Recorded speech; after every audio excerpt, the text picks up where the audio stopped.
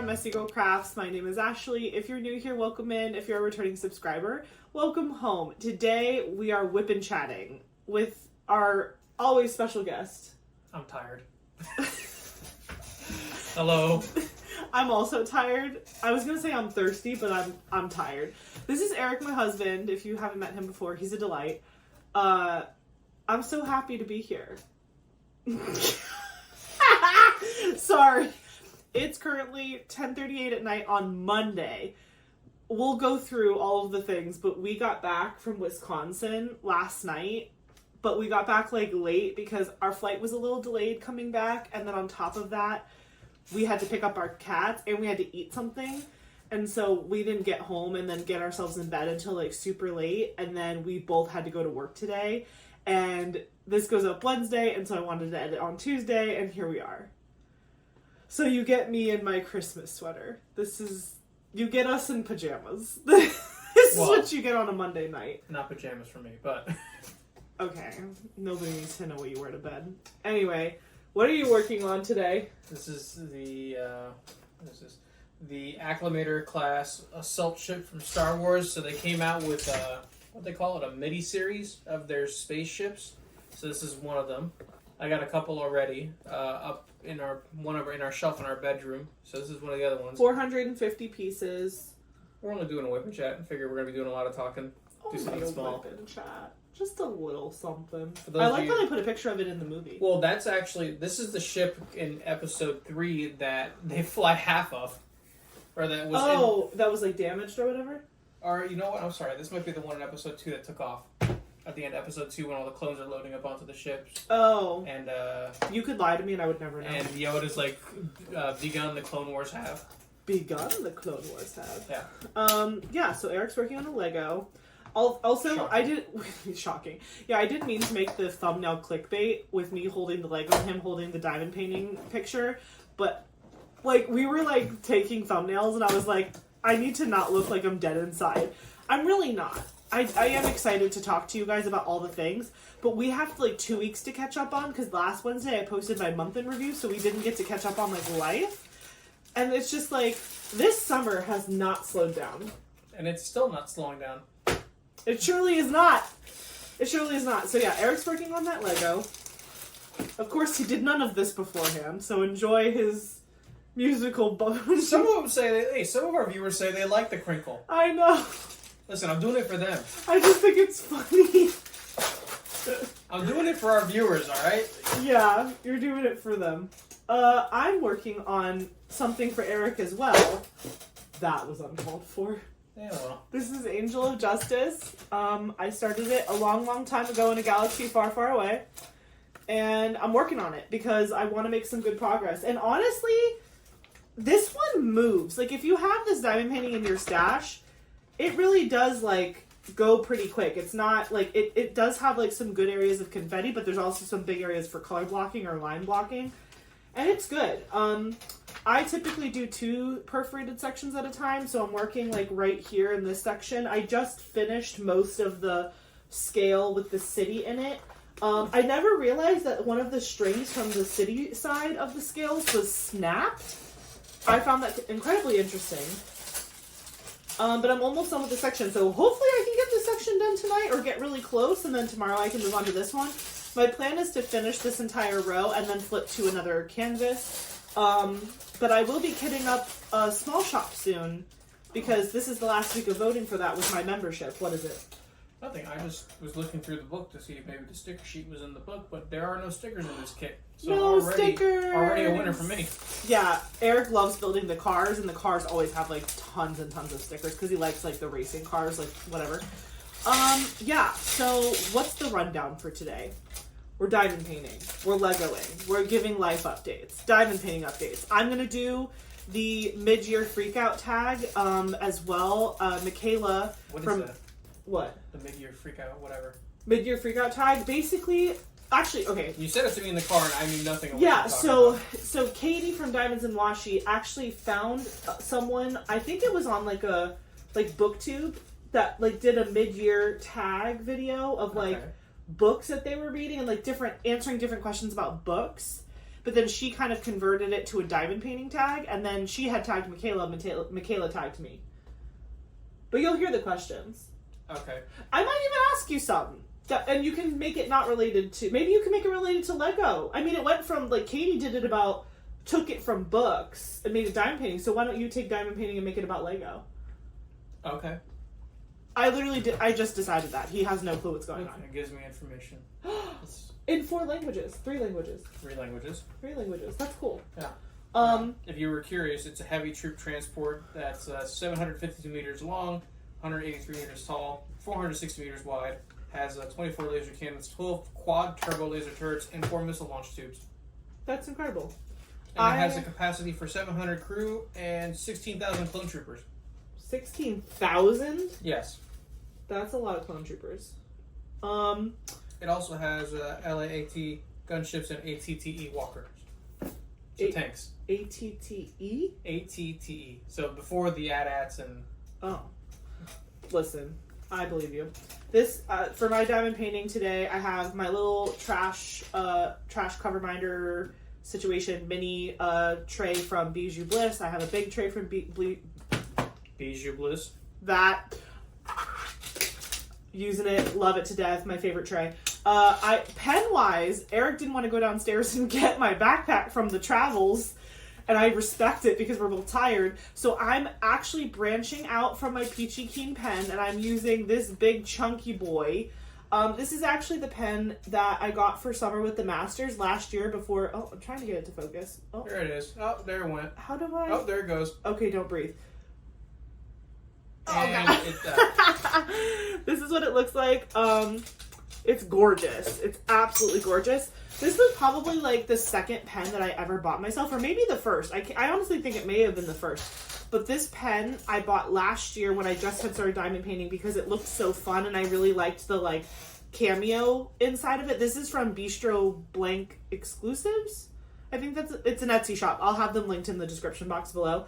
But they make a ton of really cool pens. And this one, I didn't know anything about pens when I ordered it. And it's super chunky. And I was like, I didn't know if I liked chunky pens or skinny pens or small pens or larger pens, whatever. And so I got it. It's definitely a heftier pen. Like, it's a little heavy. But, like, it's really, really pretty. And it fit my Diamond Art Club 8 placer on the top. And it already had a single placer in it. I have glue dots in the single placer that are from a very long time ago. So I pray that they work because I didn't reload it. And then this is probably Tracy's DP World Putty on the back end. It's yellow. I'm unsure. And I'm not changing it right now because I'm too tired. She's unsure and unhinged. That is facts. Put it on the gravestone. So, yeah. So that's what we're working with tonight. And let us know what you're working on while you're hanging out with us. Are you working on a diamond painting? Are you working on a Lego? Are you working on a cross stitch? Are you working on a whatever, a coloring book? You tell us. It could be anything. You could be just listening to us while you're running around. What you doing? What are you doing? If you're listening to us while driving around, please drive carefully. People are crazy. Yeah. Don't feel like you have to watch the screen. Feel free to go about your business while you just listen to us banter back and forth for 2 hours, which is typically what we do. Okay, let's get into this video. So, life updates. We, again, you guys are seeing this Wednesday. Last weekend was 4th of July weekend, but the weekend before that was David's birthday weekend. And you guys obviously have seen probably at this point the video that I posted on Sunday celebrating David's birthday with diamond painting fun. That was honestly a lot of fun. Thank you guys for being so kind in the comments and wishing David a happy birthday and just being excited about hanging out with, some of you called it like the Messy Girl Crafts fam. I'm like, that's so cute.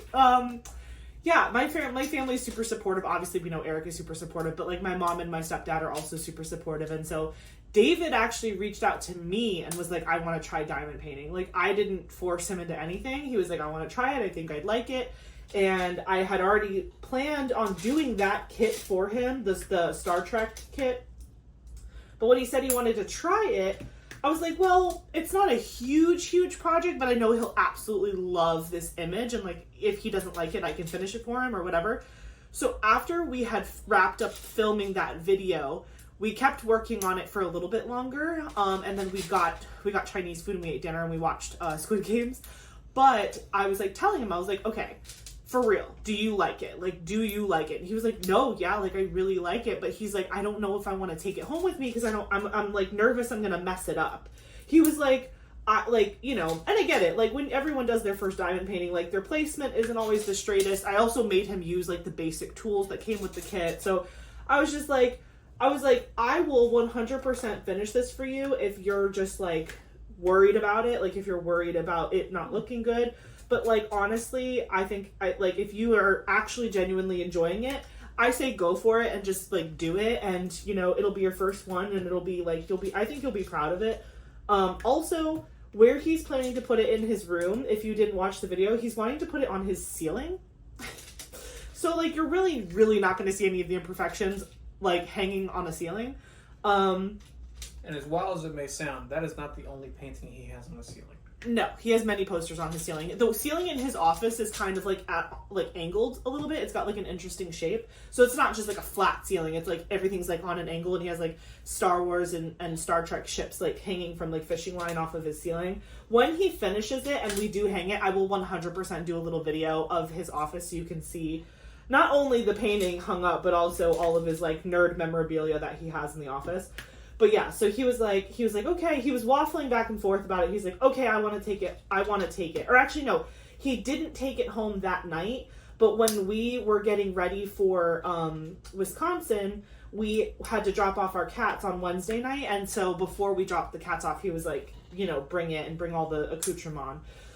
So I did that. So Wednesday night, I brought him and my mom the painting. I brought them like a little I don't know, like accessory bag full of like trays that they could borrow, pens. I grabbed basic pens and like upgraded pens, putties, waxes. Like I gave them like basically like a better starter kit, and I was like, you can use the basic stuff that you're used to, or you can use the upgraded stuff, whatever you want.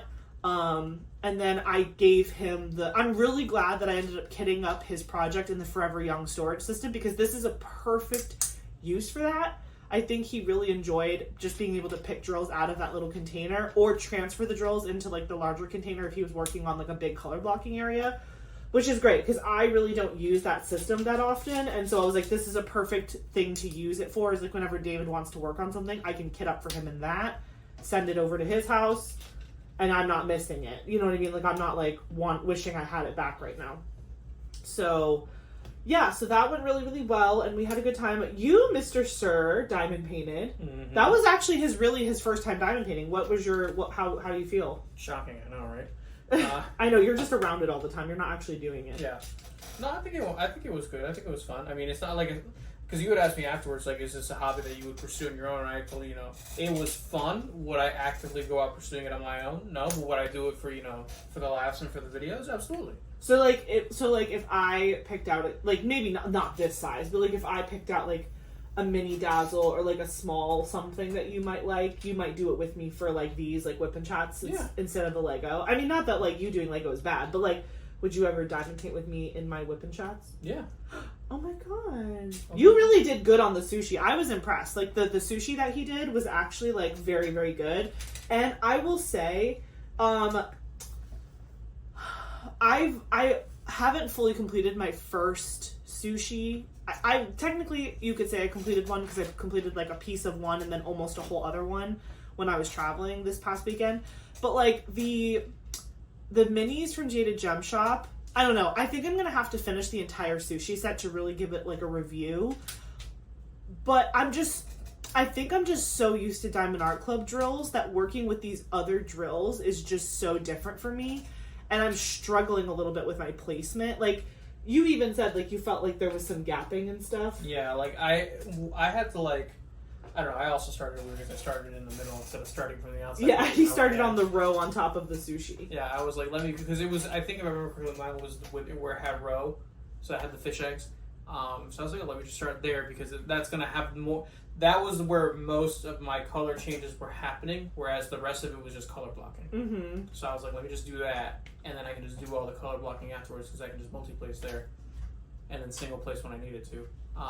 So that's why I did it that way, and doing it that way, you definitely got a lot more crunch, getting Which it all. I like the crunch. Yeah, but like you had to shift some of them around to like make it fit. Like even though I was placing it as close as I could get on top of the symbol, it still kind of like deviated a little bit. Did you actually look for trash when you were placing, or did you just place whatever you picked up? I placed there wasn't that many that were trash. I think I Oh, only good. had like and the entire thing I think I only had like maybe 1 or 2 drills that were trash. Oh, that's cool. Yeah. So there weren't that many that were trash. It's just when it was being placed it kind of shifted. Once I got everything on, then I was able to kind of like push the borders to shift it all into place and straighten it all out. Yeah. But Yeah, square drills do tend to like self-straighten a little bit, but like again, I'm just so used to these Diamond Art Club drills that like, and the Diamond Art Club squares are so small compared to, like, look at these drills compared to what you were using.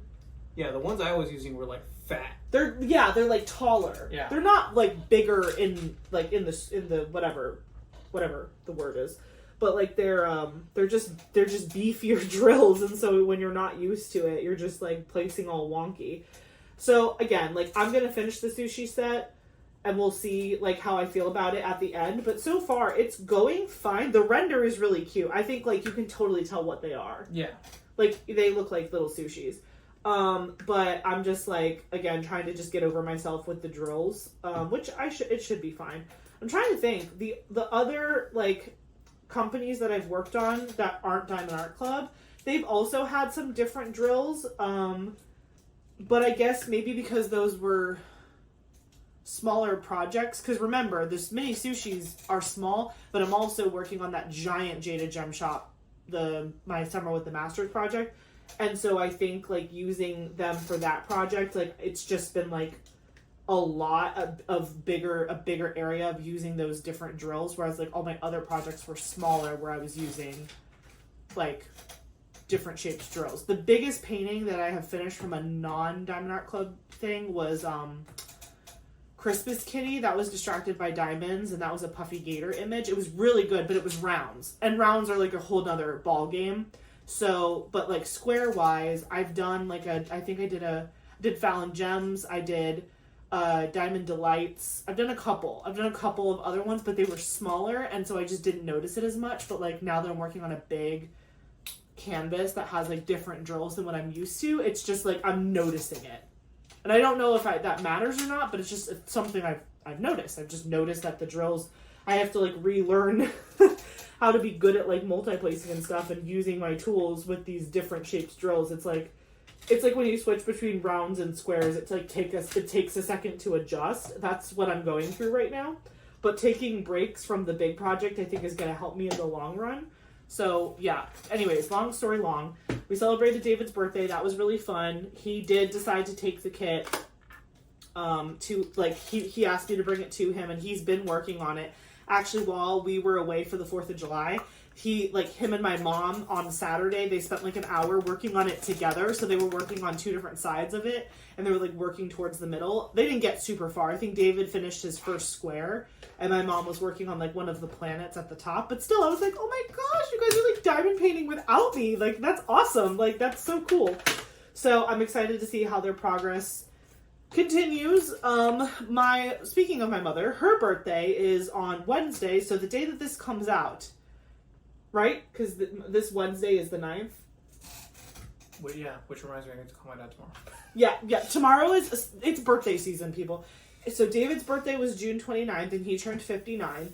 His dad's birthday, which we celebrated during 4th of July because we were with them, but his dad's birthday is Tuesday, July 8th, and he's turning 53. 53. And then my mom's birthday is July 9th, and she's turning 60. And then actually one of our friends, Sam, his birthday is also July 9th, the same day as my mom's, and he's turning 29. So, it's birthday season.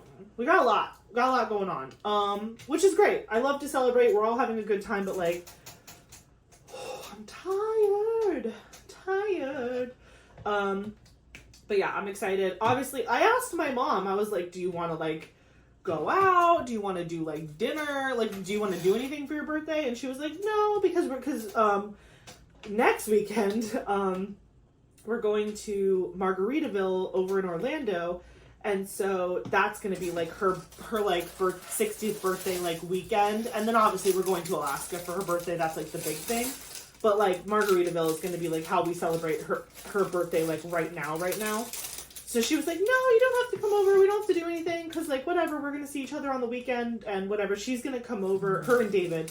They're going to come over after work on Friday because we work. I think David will probably work, too, that day, like, just during the day and take a half day. But then after Eric and I get off of work, we're going to drive over to the hotel and check in and get everything settled. And then we're going to go out to dinner. She wants to go to the Rainforest Cafe, so we're going to do that in downtown Disney. And then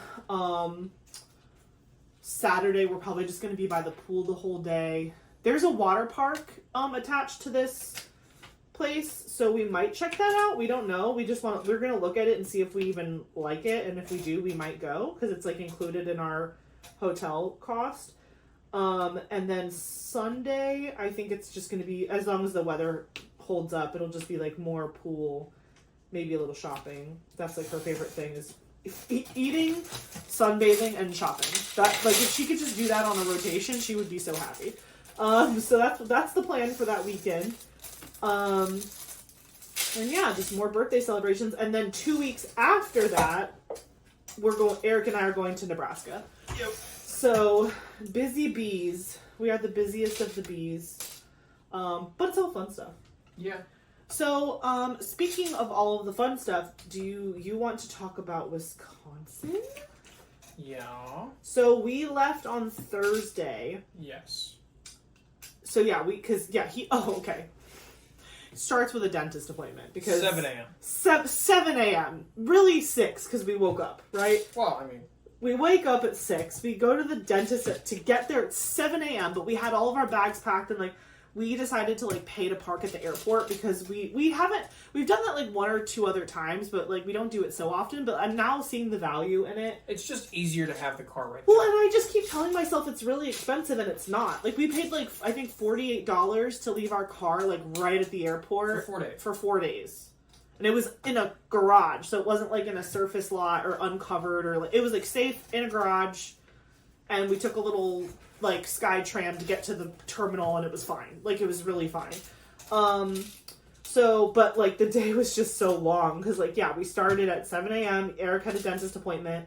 That went really fast, which was nice. So we got out of there at like 8, and then we grabbed like some breakfast on the way to the airport. Got to the airport, dropped off the car, got over to the terminal, checked in, did all the things. Our flight was on time.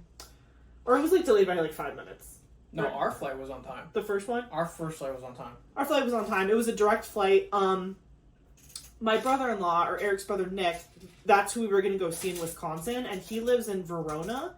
And, but there are direct flights, I think, to like Milwaukee.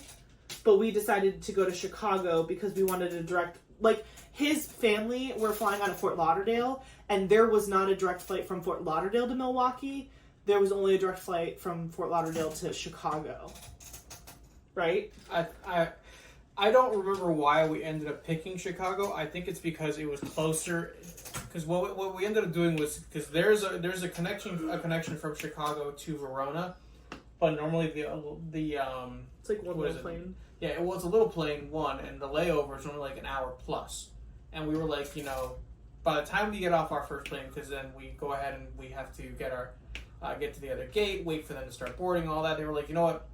We're going to need to rent a car anyways. Let's just rent a car in Chicago and then drive from Chicago to Verona. And I think the reason we flew to Chicago was because it was closer to Verona than Milwaukee was. Yeah, and no, I think Milwaukee's closer. I don't know. I don't know either. Listen, I went where they told me to go. Yeah, so we flew into Midway, and we got there, and it's a very small airport. Midway is not a big airport, and so there's like stuff, like there's like food and snacks and little shops, whatever.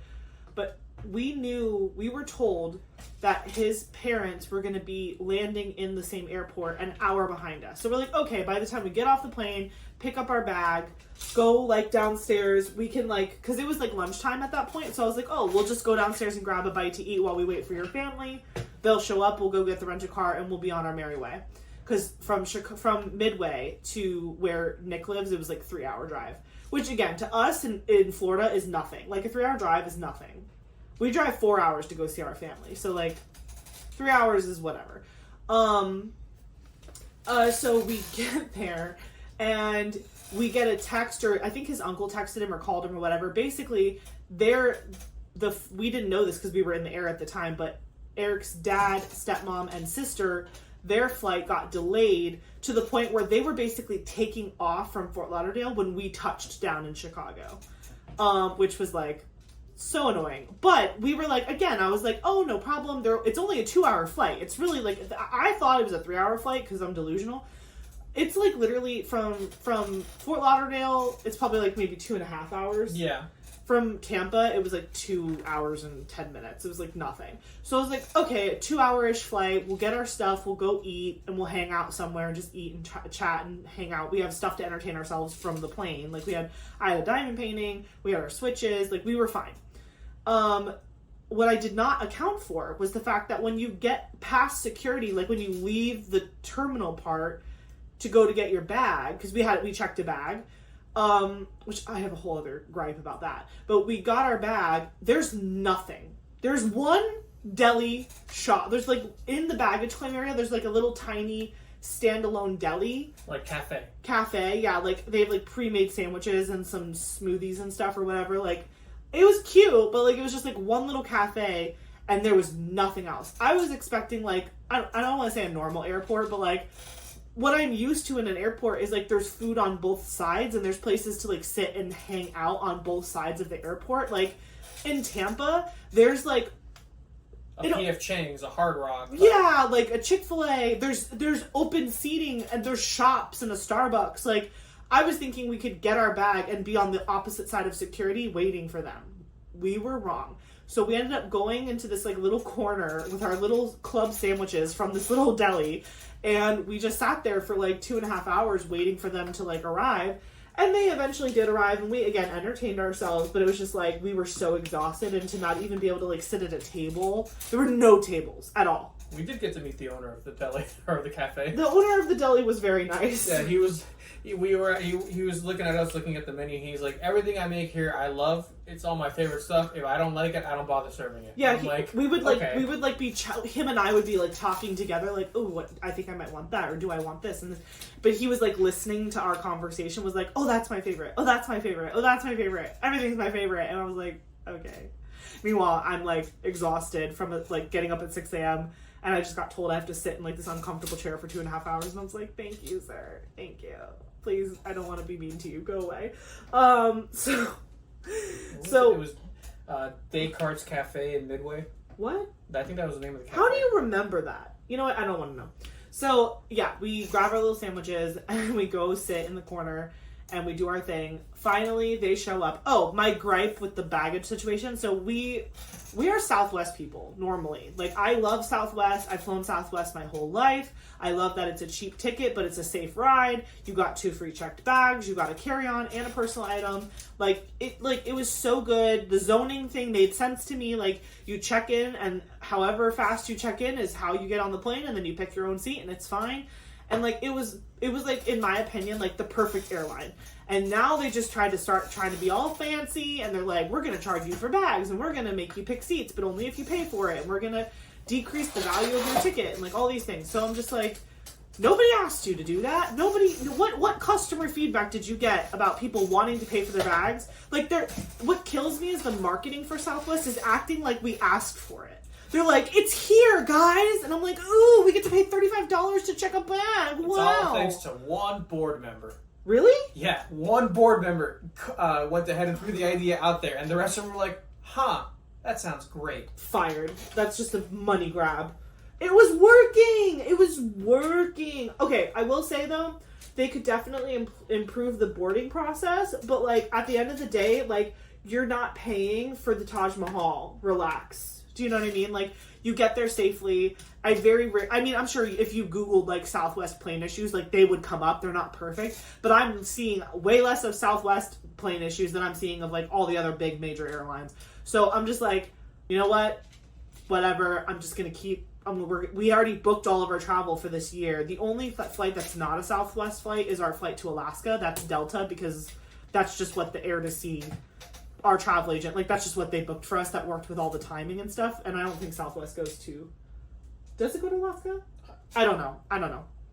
So we had to pay $35 to check one bag. We just brought one bag. We shared it. I like to check a bag because I like to bring liquids that are bigger than travel size. Like I have like spray deodorant, and I have like shampoos and conditioners that are like not travel size, or I have like creams and lotions and potions and crap, whatever. Or, you know, I have stuff that's not safe to go on the plane, like in the carry-on. So I'm always usually someone who will check a bag. Also, like I have literally never in my 33 years have I ever had to wait more than 5 minutes for my bag to show up at baggage claim. Like, ever. Literally, ever. Like, ever. Both times we walked off the plane and just grabbed our bag and walked. Like, it was so easy. So anyway, they charge you $35 now for your first bag. What I didn't realize, because it's a round-trip ticket. Like, his dad bought us the tickets to go to Wisconsin, or I guess Chicago Midway. His dad bought us the tickets, and we knew we would have to pay the $35 at the airport for the bag. We paid $35. When we were going home back to Tampa, we had to pay $35 again to check the same bag. So we paid $70 to check one bag for one round trip. That's how they get you. I was so aggravated. Which, this will probably happen not right now, but like probably next year. Or whenever I have to book a flight again, I'm probably just gonna get the Southwest credit card, because I don't need another credit card. We have the Marriott credit card and we use it for everything.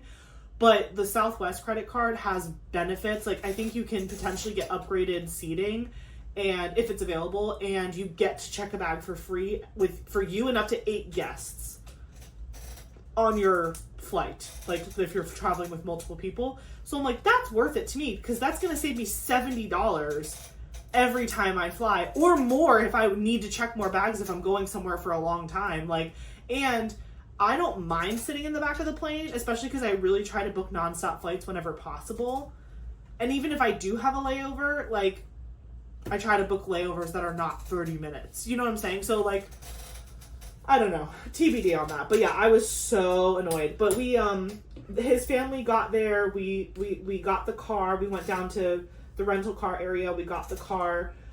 His dad was so funny. He was like upset because you know how like when you rent a car, it'll say like this car or similar. Well, this car was a Chrysler Pacifica. Yeah. And I had rented a Chrysler Pacifica for a vacation I took like a couple years back with a bunch of my girlfriends for a bachelorette party. And I drove the Chrysler Pacifica for the entire trip. Like I was the only one that was like allowed to drive the car because like I rented it for like the trip. And I liked it. I was like, oh, this is. We called it Crisis Christine because the car was like too smart for its own good, and like it had way too many safety features that would just activate without you asking it to. But it was funny. It was like cute. So we called it Crisis Christine. So when I saw that we were getting another Chrysler Pacifica, I was like, oh my God, Crisis Christine. But then when they gave us like the place to go pick up the car, it was a Chrysler. It was a Voyager. Which is like the one under. Right. And again, I know nothing. I'm just like, oh, it's not a Crisis Christine, but that's fine, whatever. His dad, you would have thought he was like a teenage girl. He was like, these seats aren't leather, and I'm not comfortable, and I don't like it, and da-da-da-da-da. Like, he was just, like, tearing this car, like, apart. Like, the car was crying. It was in tears. And he was just like, whatever.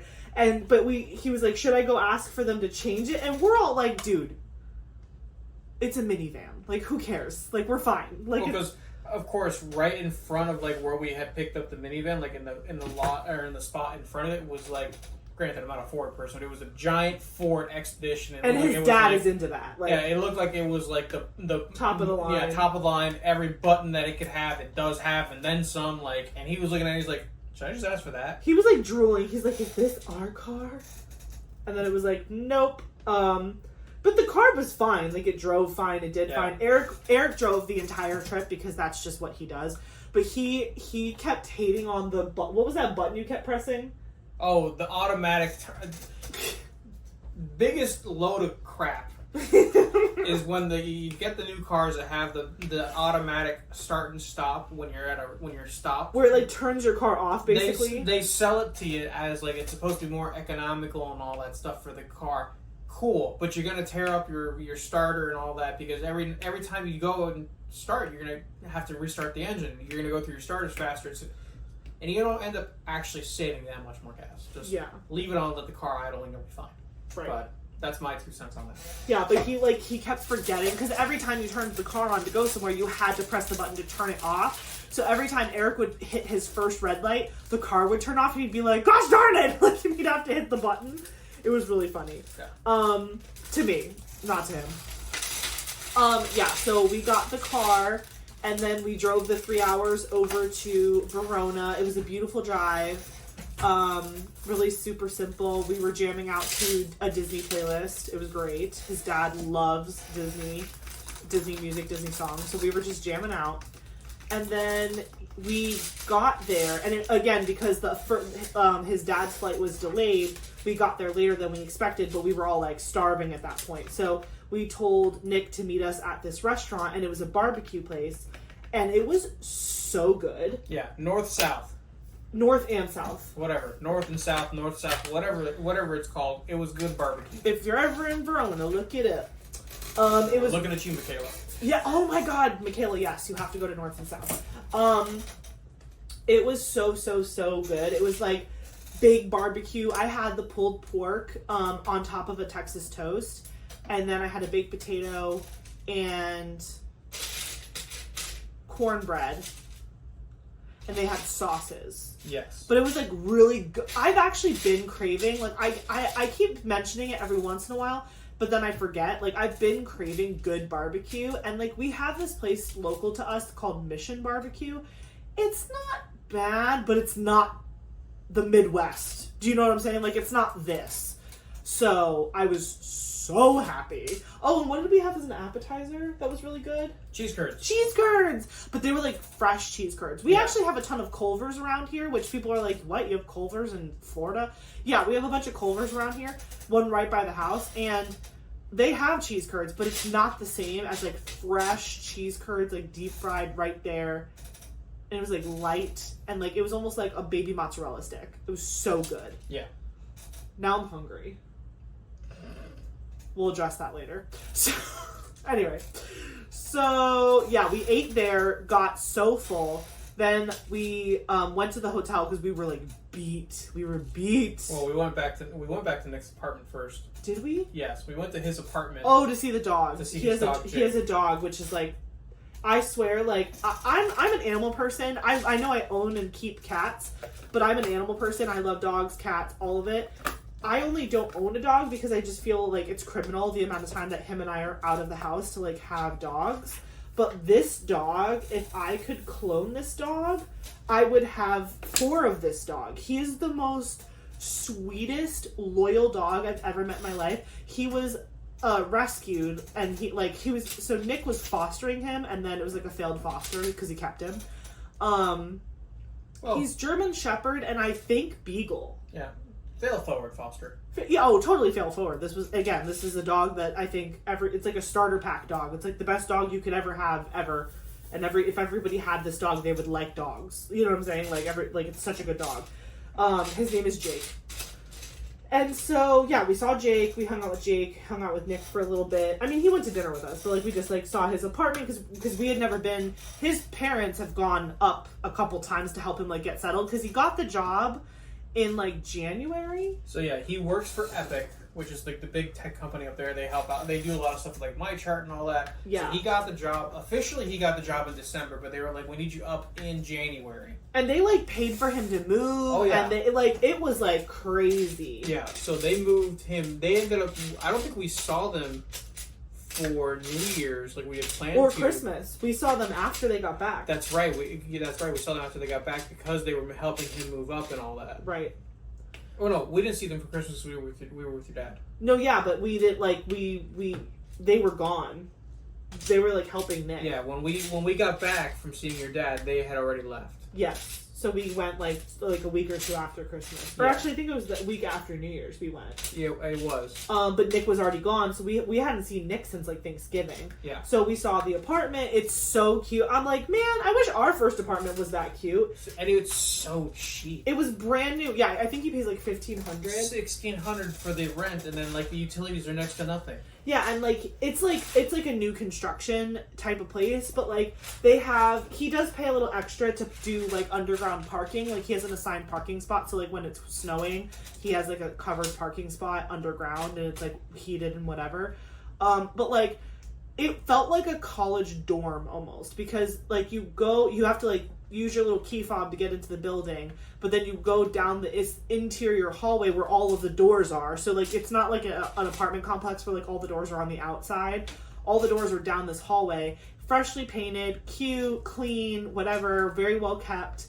There's like one little girl that runs the whole building, and like everyone knows who she is. It's like, it's so cute. And then if you keep going down the hallway past like those set of like apartments, there's like a big common area with a big kitchen. They had like a big pool table. They had some golf game. Oh yeah, like the old arcade golf game where it was like the rollerball, and depending on how hard you spun the ball, like how hard it hit it. Yeah, they had that. They had a whole full like yoga studio and gym in the building on the second floor. They had a pool, which was covered during the winter, but it was summer, obviously, so we saw the pool. They had, like, in-water lounge chairs. They had an outdoor kitchen and barbecue area. There was, like, terraces where you could, like, sit outside and, like, do whatever you want. That was, like, on the second floor. There was just, like, all the mailboxes were inside, so, again, you didn't have to go get your mail in the freezing cold. Like, it was so good. And, like, all around the outside of this building where all these apartments were was just, like, green. It was just like green fields, and I saw fireflies for the very first time. Was that your first time ever seeing a firefly? No, my cousins and I used to catch them on my owned a farm back in the day. Oh, that's so cute. That was literally my first time ever seeing fireflies. Like Nick was giving us a tour of the building, and I just like I squirreled so hard out these back doors. Thank God someone followed me, because if you leave the building, it locks behind you and you have to use your fob to get back in. I just bolted out these doors and I was like, fireflies, and I ran. And it was funny because Nick had said, he was like, oh my gosh, I'd like never noticed.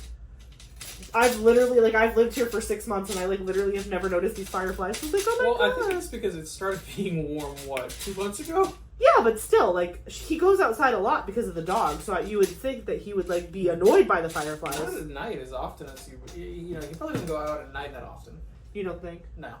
Well, anyway. I think it's a lot of his walking done in the morning. I was very excited about the fireflies. Then, after we saw the dog and Nick and everything, we went back to the hotel and we crashed. Yeah.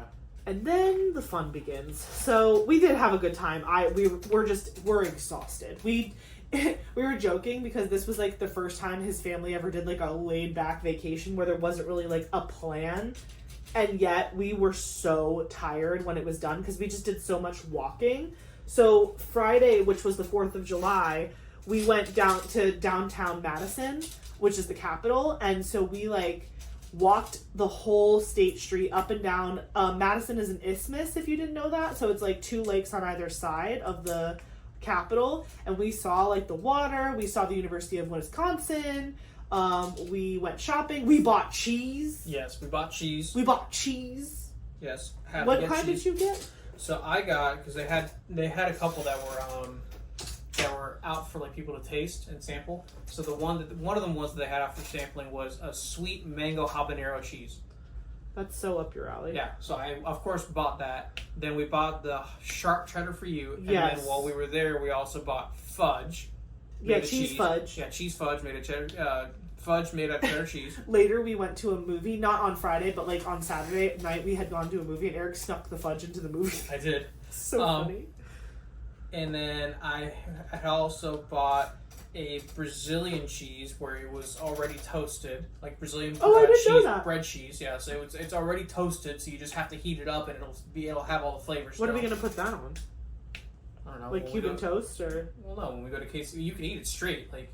Oh, I thought it was like a spread. No, they call it bread cheese, so you can put it on bread, but you can eat it straight too. Oh. Like I read the instructions on the back, so yeah, you can do whatever you want with it, like. Heat it up first, though. Yeah, no, I would rather it be hot. But and then I also bought a sweet vanilla goat cheese, which I thought was pretty cool. Interesting. Yeah. That wasn't a sample though? No, right? It was not. It was prepackaged, and I was just looking at the different ones. And I was like, oh, this sounds interesting, so I grabbed that. Yeah, we were nervous about flying with the cheese, but like they had signs all over the like place that we bought the cheese that was like cheese travels well, and like. This is like, this is how many days cheese can last not in a refrigerator, and it was like explaining everything. It was like wax sealed cheese lasts the longest, and then next is like the heat or like the vacuum. Airtight. Yeah, the vacuum sealed cheeses was like the second, and then like the third was just like wrapped, like whatever cheese or string cheeses and stuff.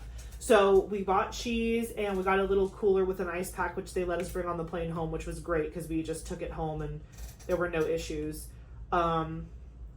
Sorry, I put a drill down in the wrong spot. How dare you? I know. So you're a professional. I know. It's because I'm tired. So that was Friday. We went to downtown Madison. We pretty much did that like all day. Like in the morning, we had breakfast right off of Main Street, and then we walked up and down. We saw the university. We did all the stuff, and then we went back to Nick's apartment. Oh, we actually ate at the Noodle Company for lunch because Michaela had talked about the Noodle Company and I'd never had it before, and everyone really liked it. Yeah, it was good. I enjoyed it. would love it if they had one of those like where we live because I love pasta and noodles in general, so I could eat. There's so many different options on the menu. I was like, this could entertain me for a very long time and I would not get bored of it.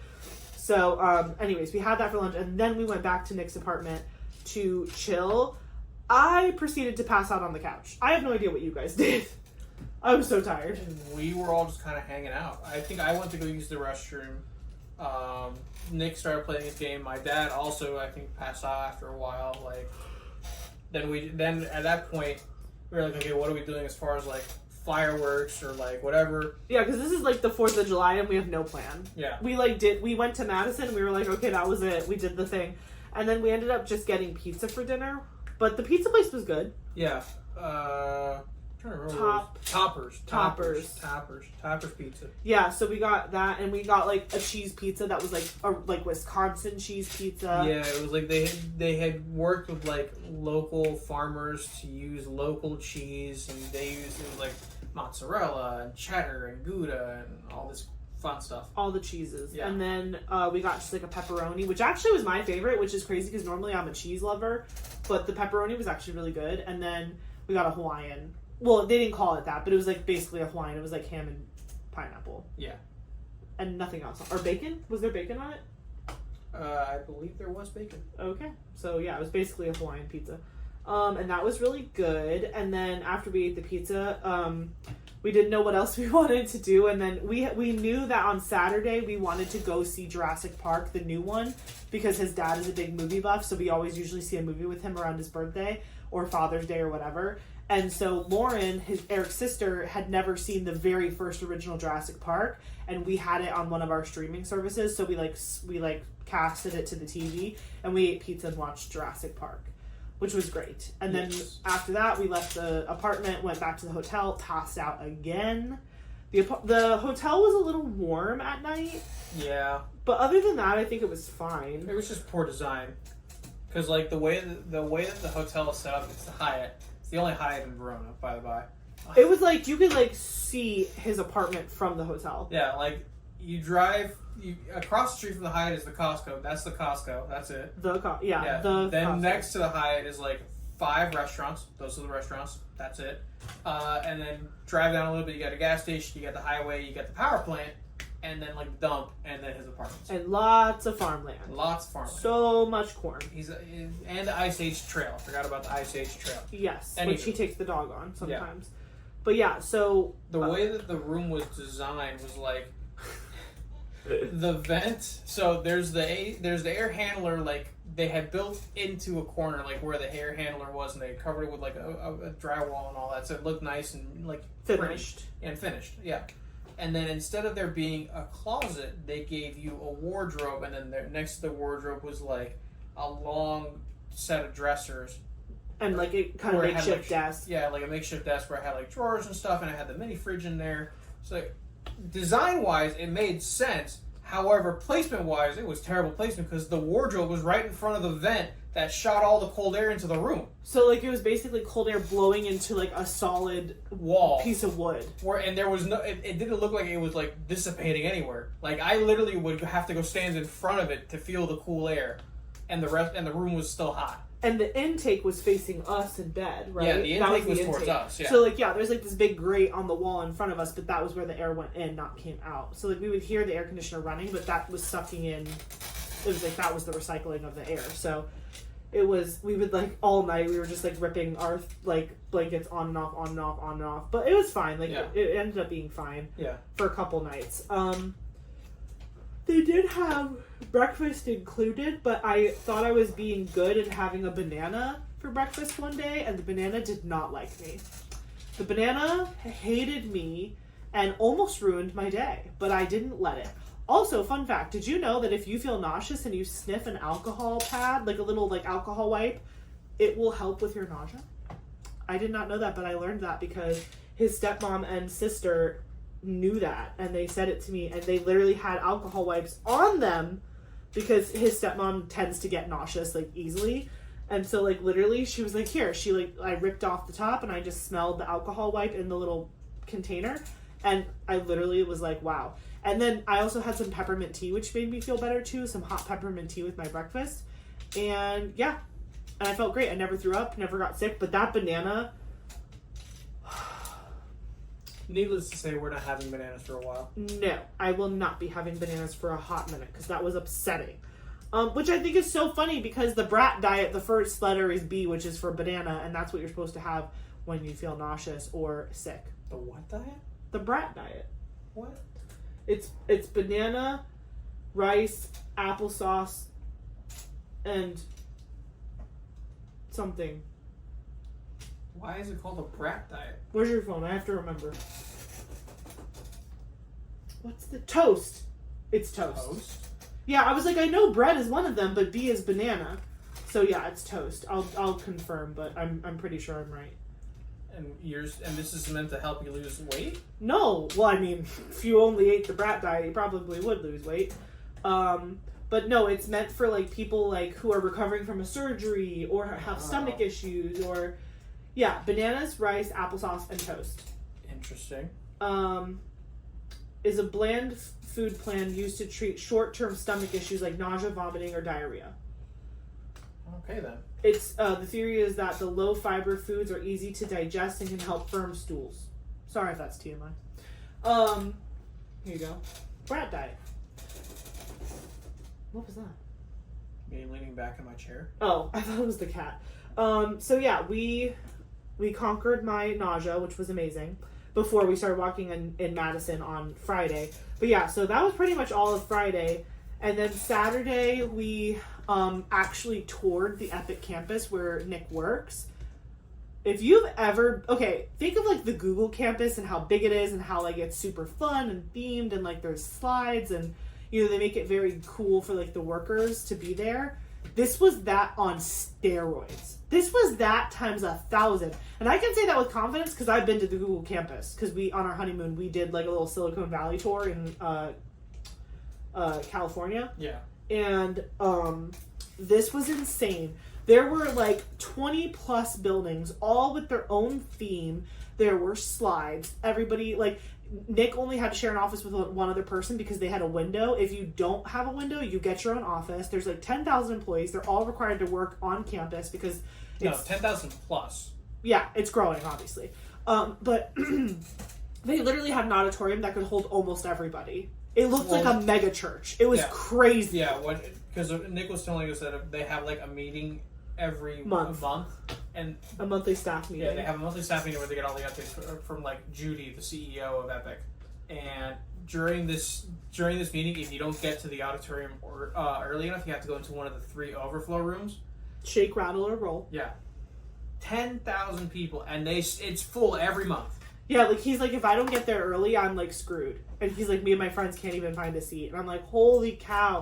And it was big. They had probably like 30 popcorn, like, you know, like those old style popcorn machines that you push, like, you know, it, like whatever. They have those for the staff meeting, and they give everybody popcorn. It was supposed to be a nod to like when the company started, and they used to have those staff meetings in movie theaters. Yeah. To hold everybody in one like room. Crazy. And like literally we started the tour at like what, 10? 10:30. 10:30. We didn't get done till like what, 4? 3:34. We finished at like 3:45 because then we had to rush back to the apartment to drop him off. We had to take showers. We were like, my feet were like, I left them behind. I think I floated the rest of the day, but that can't be true because my feet still hurt to this day. But yeah, like we walked like over 10,000 steps Friday and then again on Saturday, both within like an 8-hour time span. Like, it was, like, during the daytime we did all of our walking. Yeah. And it was hot. We thought it was going to be bad weather both days at some point, and it was just sunny and brutal, like, both days. Which, again, was, like, hot Wisconsin is different than hot Florida, but still, we were, like, dying. So we walked all of Epic Campus, saw every single building. He took us into every single thing, which was fun. All the tunnels, all the cafeterias, everything, and then we wanted to ride the cow bikes, but they were locked up, so we couldn't ride the cow bikes. But they have cow bikes that you can like use when you're working to like get yourself across the campus fast. It was just so cool. I was like, yeah, I see why they don't let you work from home if they put all this effort into making this giant campus for you. Yeah, like and they want you to use it. Each building was like assigned to a different app. So that's how they were able to distinguish, like, okay, this person who works on this app, you're going to be in this building, in this office here, and like... Yeah, like, here's anesthesia, here's patient care, here's my chart, here's ambulatory care, whatever. Like, they split it all up. Yeah. So that teams were with each other. But they're apparently doing a new campus, and Nick is hoping that he gets moved to the newest building because his team is getting so big that they're overflowing into other buildings that aren't supposed to be them. I think the other one's open to get in. You can open the door. I just didn't want, like, the laundry noises to be too loud for the video. Do you want to come in? Did she come in? Or is she not there? She's not there. Oh. Okay, well then come back. Where's she got? I don't know. Right. Anyway. Get out, Kobe. He'll just like, shut the door, but he'll shut it all the way in case he wants to, like, pop his head back in. Because he's going to instantly regret not being in here. Anyway.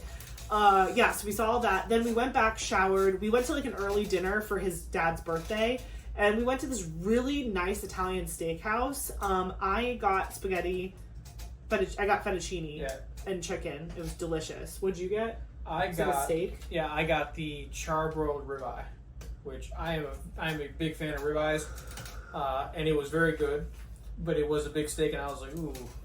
14 ounces. Probably should not have gotten that. 14 ounces is a lot of meat. Yeah. I'm sure. Did you have the meat sweats? No, I did not have the meat sweats. Because, oh, wow. But we also did order, before dinner, we had like calamari and meatballs and bread. Oh, the meatballs were so good. Yeah. Oh, that's like how I know it's a good Italian restaurant, is if they have the little dish that you put the oil and the vinegar and all the stuff to make like the bread dip. That's how you know it's like a really good Italian restaurant. And I was joking with Eric. I was like, this is one of my wife brownie points. Like, one of my special skills is I know how to make that dip. Like, I know how to like do the oil and the vinegar and the salt and pepper to make it taste like really good. So I was like making it for everybody at the table, which was fun. But yeah, we had dinner. It was delicious. We left dinner at like 6:30. 7:30. Whatever. We left dinner. We then 7 because we booked a movie for 9:30 p.m. So we went back to the hotel, started packing our stuff a little bit, and then Michelle was like exhausted. She's like, I'm not going to the dang movie. But Nick, Eric's dad, Eric, me, and Lauren, his sister, we all went to go see the new Jurassic Park movie. And it was so funny because like I'm pretty easy to please with movies, and I think so is your dad. Yeah. And like, but when we left the theater, meanwhile, it's like past midnight when we leave this theater. Remind you, we've been up since like 7 a.m. We walked like all day. We're all exhausted. Like we got out of the theater, and his dad was like, "Did you guys like the movie?" And I'm like, "Oh yeah, it was good, whatever." The 3 siblings start tearing this movie to shreds. Like, to the point where, like, his dad was, like, defending the movie. He was like, you guys are being so, like, you guys are looking too far into it. And, like, what were you guys saying? Like, something would show up in the movie and you'd be like, oh, what? I wonder what's going to happen with that.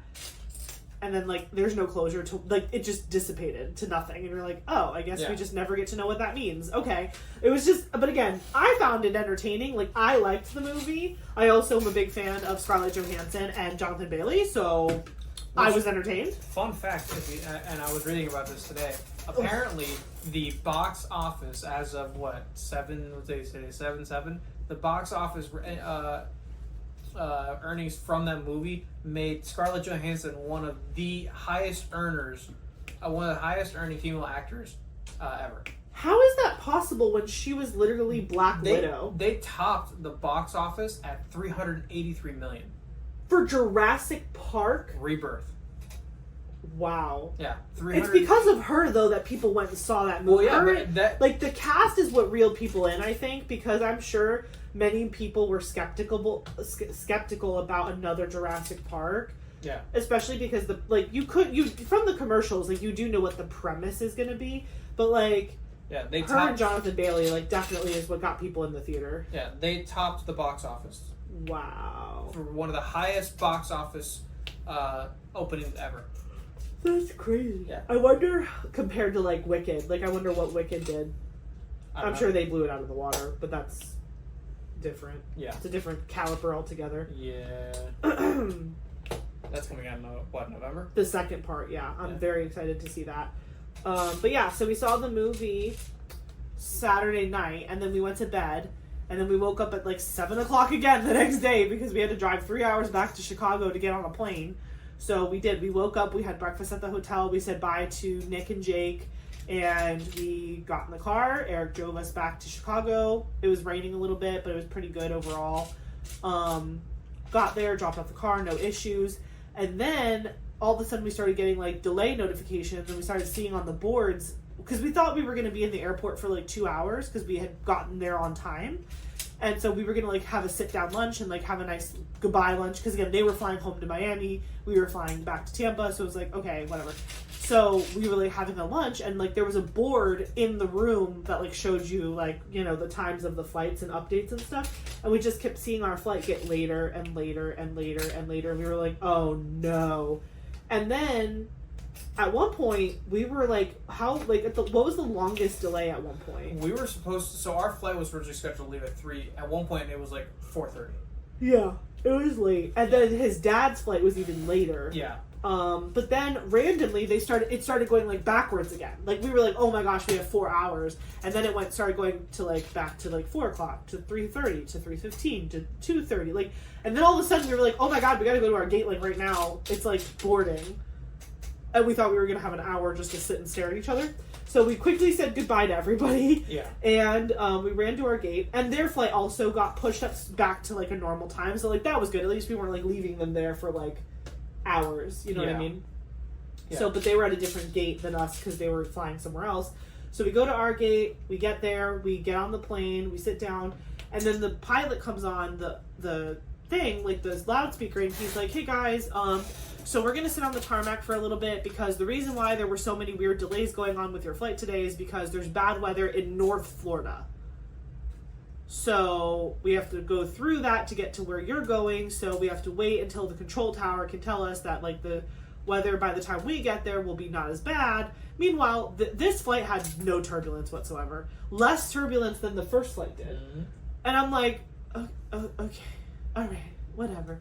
And it was like hot and sunny the entire time we were flying. So I was like, weather where? Weather where? But anyway, we left, got home safe, but we were a little bit late getting home. We didn't probably roll out of the airport until like 8:30. But then, ironically, like we were hungry for dinner and we decided to go to Portillos. Because why not? We were just in Chicago and we didn't eat Portillos while we were in Chicago. So we decided to have it at home. So we got to Portillos, we had some hot dogs, it was delicious. And then we picked up our babies from my mom's house, and Winnie was a little brat and ripped her collar off on Friday. Well, right? No, they had taken it off of her to give her a break, and when they went to go put it back on her, she went feral. Yeah, she went feral on them, like. And, like, Winnie is I mean, you guys have met Winnie. She's, like, the sweetest baby angel. But she was also, like, in an unfamiliar place. I mean, she's been to my parents' house a couple times, but, like, she doesn't go there all the time. So she was just like, where am I? Why am I here? Where's my mom? And, like, they took the coat off of her to give her a break, and she, like, hissed at them and ran away and scratched David.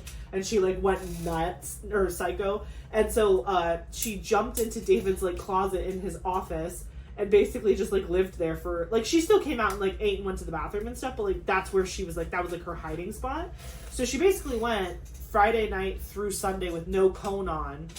I think she looked actually a lot better when we picked her up than when we dropped her off, but she had a new, yes, she did. No.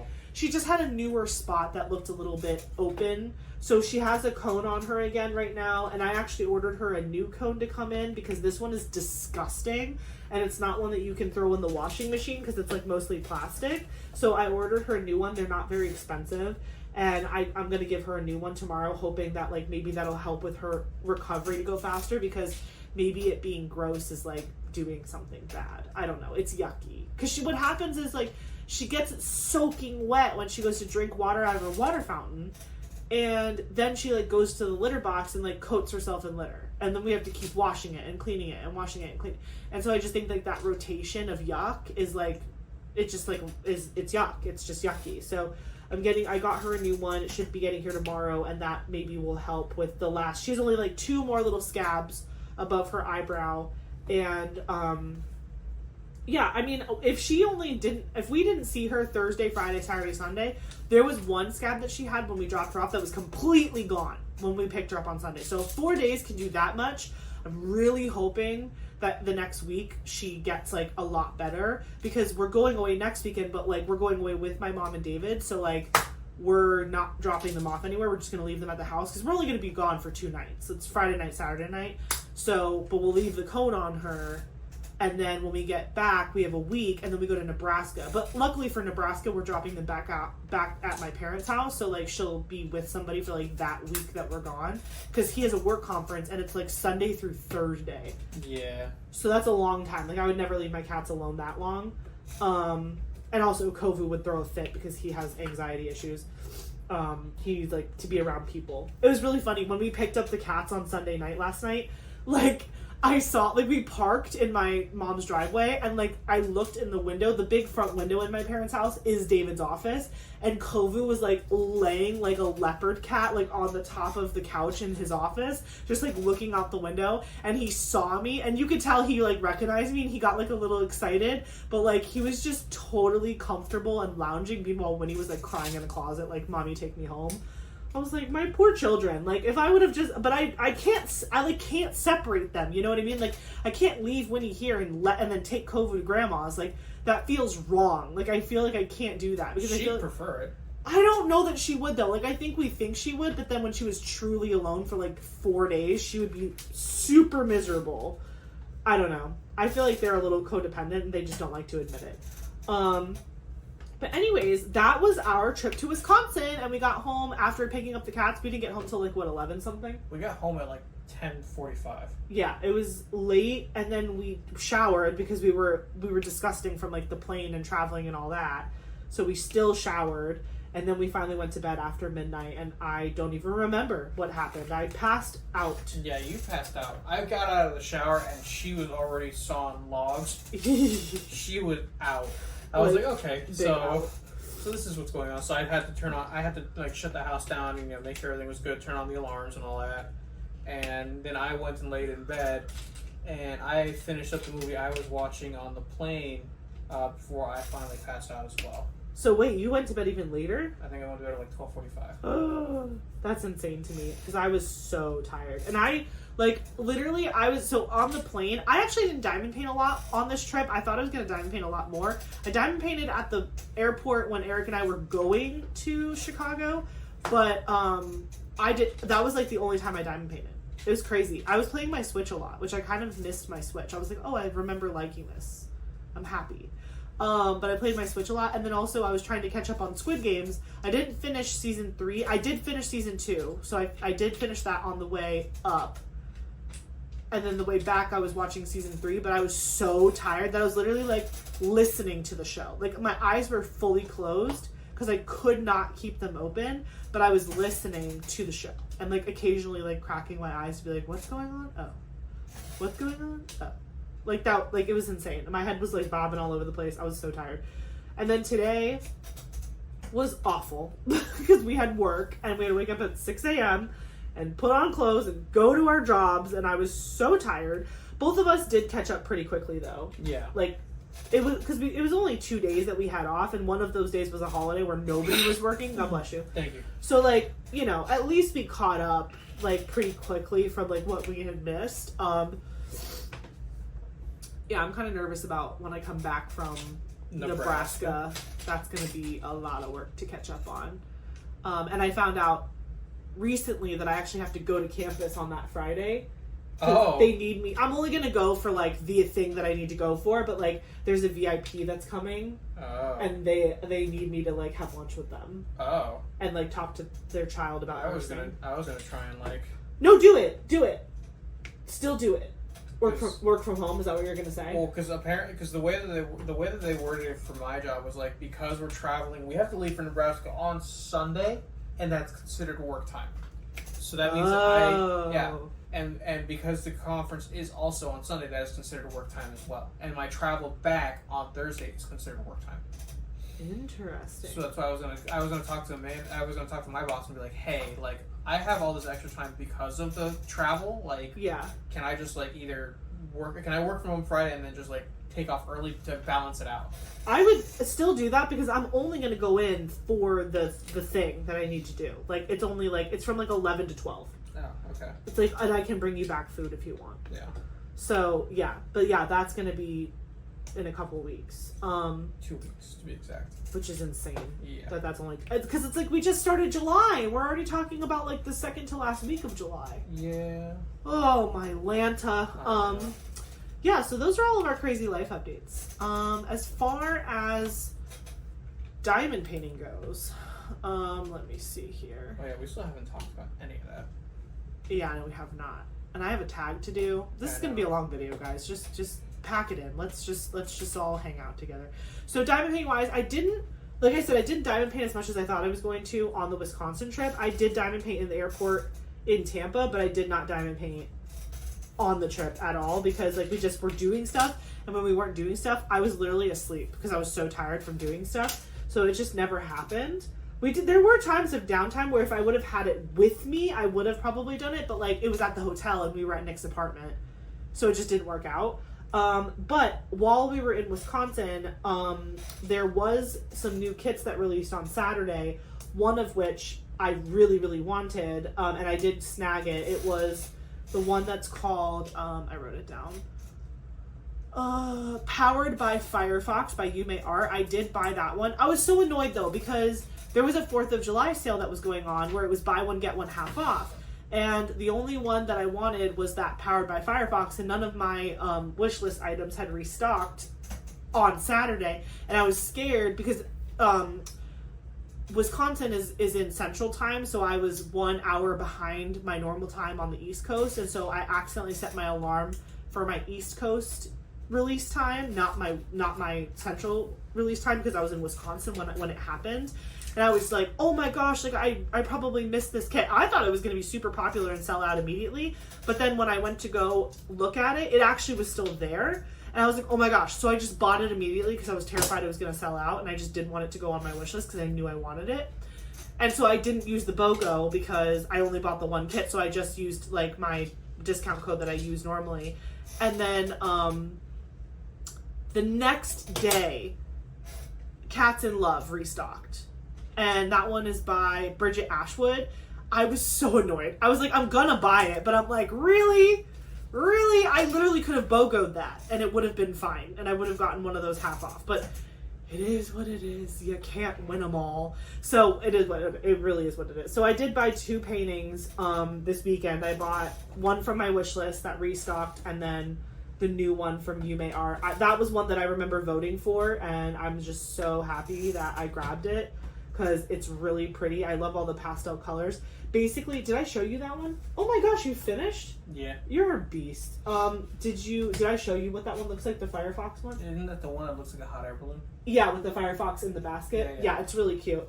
So yeah, I got those two things. But then the week before last, because again, we didn't do a whip and chat like 2 weeks ago because I did a month in review video. I did buy Beyond the Grotto, which was the Little Mermaid diamond painting from Disney. It had restocked 2 weeks ago, so I had bought that when it restocked. And in that purchase, I also bought the 3 of the mini dazzles that came out. I bought Pirates, Cats with Plants, and National Parks. So I did buy those. So I did have a little bit of a purchasing moment. A little bit in the last 2 weeks, but they were all really good. And again, 2 things off my wish list. Can't be mad about that. I got the Disney painting and then I got the Cats painting. So now the only thing left on my wish list is that Peggy Collins Lotus flower one. I didn't think I needed it, and then after it went out of stock, I decided I needed it. So when that restocks, I will have officially bought all of my for sure I want it wish list kits from Diamond Art Club, which is really cool.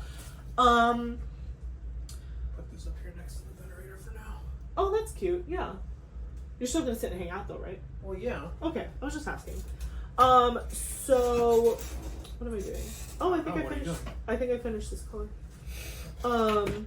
So yeah, the next thing I kind of wanted to do is the diamond painting tag. Technically, I am 2 tags behind, but we only have enough time for me to do 1 tag tonight because mentally I cannot do 2 tags in one video. But I'm gonna do the midyear freakout tag that Katie from Diamonds and Washi created after kind of getting inspiration from a book YouTuber, a booktuber, whatever. And then she had tagged Michaela, who then tagged me after she did the tag. So I'm going to answer these questions. And then, like I said, Eric, you are going to answer these questions relevant to your hobbies and things. Okay. Okay. So he has no ideas what these questions are, but we're just going to wing it. So favorite kit completed so far in 2025. For me, my favorite diamond painting kit that I've completed so far in 2025 was Flower Crazy by Sandra Winther. It was so colorful. I loved all the brown outlining. The girl was so pretty. I loved enhancing the glasses and the lips. That was my first kind of step out in enhancements. And I just think it went really, really well. And it was super successful. And it was my first time purchasing from DP with sparklers. And it was just so... Are you already getting what your favorite is? Yeah. Okay. Because I can actually show you. Wow. So yeah, that was my favorite finish so far of 2025. Eric, what was your favorite finish of 2025? My I love how he does that. Yeah. The shocks or whatever. Yeah, my G-Wagon. I think this one was really well designed and put together. And a lot of the internal components was really well done. So this is probably my favorite for 2025. I have the Land Rover tucked away in the other office, or in the other room, with the rest of my stash that I want to probably build this year, but we'll see. I think you could. Yeah, we'll see when I get a chance to do that. But yeah, this one is my favorite. Amazing. Okay, favorite new release kit or accessory from 2025? I have a couple favorite new releases. Accessories, I feel like I've kind of gotten into a groove with my accessories. I still try new shops when I can, but I don't know. I don't necessarily think I have a favorite. I mean, obviously, I lie. Bijou Bliss trays are my favorite trays right now, but other accessories like putties and pens, I like a variety of things. I don't think I have a necessarily one favorite. But new kits that have been released this year, I'm going to say my favorite top 3, not in any particular order, is Joyful Journey by Becca Tyndall, Wanderlust by Bear Brick Gia, and Ocean Eyes by Margaret Morales. I think those are probably my top 3 favorite kits that have been released from Diamond Art Club this year. What would you say is your 1 or 2 or 3 top favorite new Legos that have come out this year? Well, the ones that have come out this year, the top one's probably going to be, which I know I remember when we talked about it originally, you were really you didn't like it, but I was but it was for a different reason. It was for more of a vain reason than anything else. But it's going to be the McLaren P1 that they came out in the big collector series, where it's gigantic. I mean, when we eventually do my stash video, you'll see I have other ones that are a part of that series that are huge. The box itself is huge, and it's part of the actual whole Lego thing. You keep the box because it's a whole thing. Why is it your favorite kit or your favorite Lego kit from 2025? McLaren is my favorite car brand, like hypercar, supercar brand, and I think they did a really good job with the McLaren. My only gripe about it is that they made it, if I remember correctly, it's yellow. I think it's white. No. The P1? Look it up. I think it's white. I don't think so. I think it's yellow, and I'm not a huge fan of yellow cars. He's not a huge fan of the color yellow because he's superstitious. Well, that's because my grandmother, but... Yeah. His grandmother thinks yellow is a bad luck color. I think yellow is like sunshine and happy. P1. Was that right? Hold on, I'm looking it up. Yeah, it's yellow. Let me see. Oh yeah. Oh, you want to know what I was thinking of? Is the Porsche. Oh, this one that I have? My white one? Yeah, the 911. That's what I was picturing in my head. I'm not good with cars. Oh, we could go see the F1 movie. Oh yeah. You would want to see that? Yeah, we could go see that. I have no idea what happens, like what the whole movie's about. Or Good, that's actually better. Yeah, you can just enjoy it. But yeah, that's probably my favorite one. I go look it up. You'll see what I'm talking about because like they did a really good job. You can show them. Can you pull up just like one picture of it? Here, let me try and find like the best one. The best one. Oh, okay. Gimme. There you go. See that? See if you can show them that. There you go. I think they did a fantastic job with it. They even have as part of it too, like the wing will come up because part of the is it suicide doors? Yes, they are suicide doors. Yeah, but the wing comes up like it's a whole thing. They did a fantastic job with it. I think that's probably my favorite kit this year, and I will be getting this. It's just a matter of when. Not if, but when. Yeah. I thought that you already had that one. I guess not. No. You have the Ferrari. I have the Lamborghini or the Ferrari. Yeah. I don't have the McLaren. The McLaren, which is crazy because that is your favorite. Yeah. Christmas is coming. Let me see. What's the next question? Biggest disappointment. I'm going to say my biggest disappointment in diamond painting this year has been my washi tape collection. My very first video on this channel, which was last year in September, was a washi tape haul that I did from like Temu. And like I was so excited about the washi tape. The patterns were so cute and like I got so much. I spent like $50 and I got like over 100 rolls of washi tape.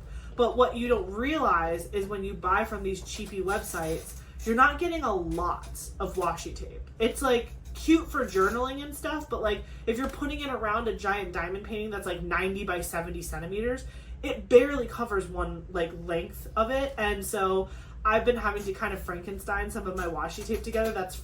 It's like I bought it so I want to use it, but also I hate it because I can't just like, you know what I'm saying? Like I use it and then I'm like, well, it doesn't even go around the whole painting. And then I like to keep a strip of it for my logbook to be like, this was the washi tape I used. But then I don't even have enough to save for that. Like my Jada Gem Shop canvas, I had to use like 3 or 4 different washi tapes on that. And I was like so aggravated by that. So that's my biggest disappointment. Eric, do you have a Lego set? Or like, not even one that I guess it could be one that you finished, or even like a disappointment, like you knew it was coming out and you thought it was going to look better than it did. I think my biggest disappointment would be, so they've been doing a lot of collaboration as of late with Fast and Furious, and they came out with a big version of the Nissan Skyline, and they came out with like a smaller version of the Supra. And when I mean big version of the Nissan Skyline, I mean like it's the same size as Dom's Charger. Like it's this big. And then the Supra that they came out with was more like, I'm trying to find like one that would be close to the size, probably closer to like this size, which is smaller.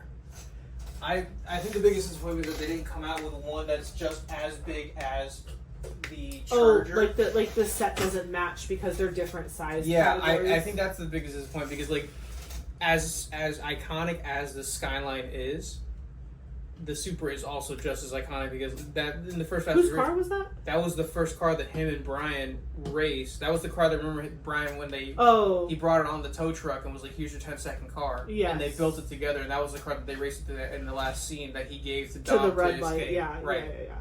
So I think that's probably my biggest disappointment is that they didn't make it bigger to scale. Yeah. to scale like the other two. Yeah, that's a good one. Next question. Biggest surprise of the year. For me, it was making the Diamond Art Club sneak peek team. I was shooketh. I was not expecting that. Like, was I hoping and dreaming for that? Yes, but still to this day, have not been diamond painting for a year yet. And the fact that such a major diamond painting company recognized my channel and all the work that I've put in and said, like, we want you as part of our team. Insane. Like, absolutely insane. I'm so grateful and thankful for all of your support. Because honestly, I think you guys are the reason why they even paid attention to me at all. Because, like, you know, anytime someone would post on, like, the Diamond Art Club VIP group, like, oh, what YouTube channels do you guys recommend I watch? Like, I saw so many of you guys mentioning my channel, and I'm so, like, I can't tell you how much it warms my soul when you guys do that. So, like, I think, like, you guys being really loud about the channel and being excited about it probably helped me get in their face. Also, Lizette straight up, like, called me out and was like, it's gonna happen within weeks, and then it did. So Lizette has superpowers. But yeah, my biggest surprise of the year was 100% making the sneak peek team with Diamond Art Club. I did not think that would be something that was a reality for at least a year, if not more, after starting to diamond paint. Yeah. What about you? Well, I was going to say, Lizette, with your powers of premonition, can you give me the lotto numbers? Yeah. Lizette, if you could hook a girl up. Yeah. Again. No, I think my biggest surprise this year was the collaboration with Lego and F1. Like, they had come out with, like, and you can't really see it. But I'm sure, oh yeah, like on my wall, I've got like a couple. I got the big orange one here, which is the McLaren from 2022. On the other side, I've got the Mercedes, which is the 2023 car. But like, they went hardcore with the F1 collaboration. Like, the Mercedes was the last one to come out. They are now coming out with another one, with another two, one for Red Bull and one for the Red Bull Shell. Yeah, I think they're both on my wish list. That same size. And then they just came out with a bunch of like speed champions, which are like the smaller size ones that you saw on the wall there, of every single F1 car that is currently out racing. When they did it, I was like, that's wild. They went headfirst into F1, and there was very little, reveal about it, like build up to it. It was just like, this is what we're doing. Enjoy.